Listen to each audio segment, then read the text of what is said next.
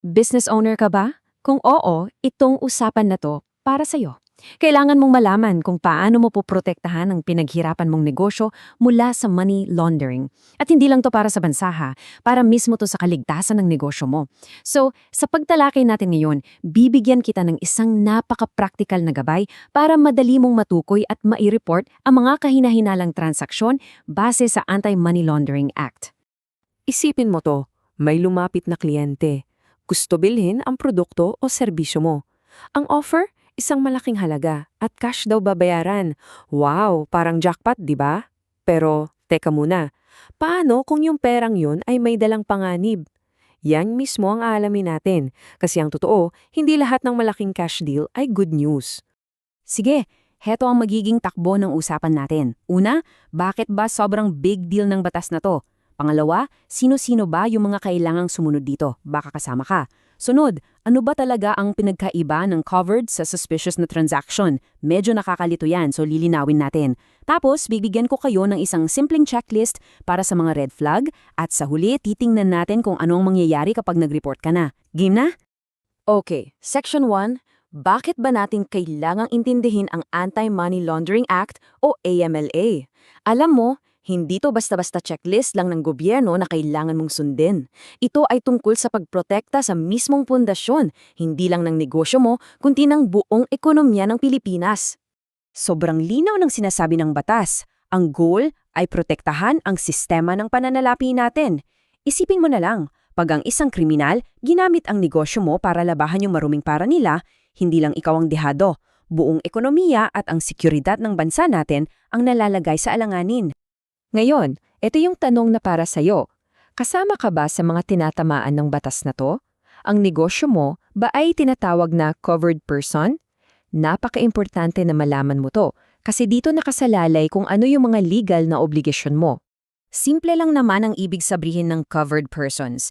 Sila yung mga negosyo na nasa front line ng laban kontra money laundering.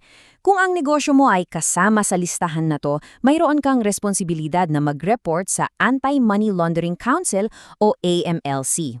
Dati, ito yung mga usual suspects, yung mga bangko, insurance companies, money changers, pawn shops. Malamang pamilyar na kayo sa kanila, di ba? Pero kamakailan lang lumawak ang sakop ng batas.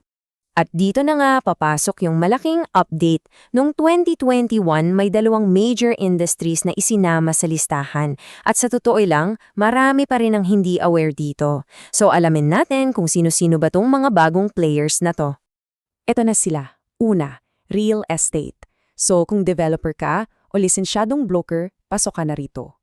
Pangalawa, yung offshore gaming sector. Kasama na dyan ang mga POGO at yung mga service provider nila. Malinaw dito ngayon mas nakatutok ang mata ng gobyerno kaya mas mahigpit na ang pagbabantay sa mga sektor na to. Okay, dito madalas nagkakaroon ng kalituhan.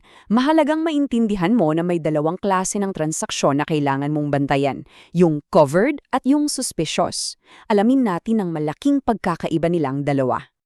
Ganito lang yan kasimple. Ang covered transaction, nire-report yan dahil sa amount, sa laki ng halaga. Otomatiko yan. Sa kabilang banda, ang suspicious transaction, nire-report yan dahil sa kwento sa likod ng transaksyon. Yung mga sirkumstansya kahit hindi umabot sa malaking halaga. Dito kailangan yung matalas mong pag-iisip at pakiramdam. Okay, para sa karamihan ng mga covered persons, ito yung magic number. 500,000 pesos. Kapag may cash transaction na lumagpas dyan sa loob ng isang araw, dapat mo na yang i-report bilang isang covered transaction. Pero, iba ang usapan para sa mga kasino. Mas mataas ang threshold sa kanila, 5 milyong piso para sa isang cash transaction. At para sa mga kaibigan natin sa real estate, mga developers, mga brokers, pakinggan nyo to. 7.5 million pesos. Yan ang numero para sa inyo. Kapag may single cash transaction na umabot o lumagpas dyan, automatic report na yan. Yan ang nakasulat sa batas para mismo sa sektor nyo. Sige, punta na tayo sa pinaka-practical na parte. Ito na yung cheat sheet ninyo. Isang simpleng checklist na magagamit nyo para matukoy kung ang isang transaksyon ba ay posibleng suspicious. Isipin nyo to bilang gabay sa pagilala ng mga red flag. Okay, isa-isahin natin to. Number 1. Walang malinaw na legal o business reason yung transaksyon. Number 2, ayaw magpakilala ng maayos ng kliyente o ayaw magbigay ng ID. Number 3, yung halaga ng pera parang hindi naman tugma sa sinasabi niyang trabaho o negosyo. Red flag yan lahat. At bantayan niyo maigi yung number 4, yung tinatawag na structuring. Ito yung sadyang hinahati-hati yung pera sa mas maliliit na transaksyon para lang makaiwas sa report. Matalinong dalawan pero malaking red flag yan. So, nakakita ka ng covered o suspicious transaction. Anong gagawin mo ngayon? Dito sa huling section, pag-uusapan natin yung proseso ng pag-report at kung gaano kaseryoso ang mga pwedeng mangyari kapag sumunod ka at lalo na kapag hindi ka sumunod sa batas. Ito, sobrang critical. Tandaan nyo to, meron ka lang 5 working days, 5 araw ng trabaho mula sa araw ng transaksyon para isubmit ang report mo sa AMLC.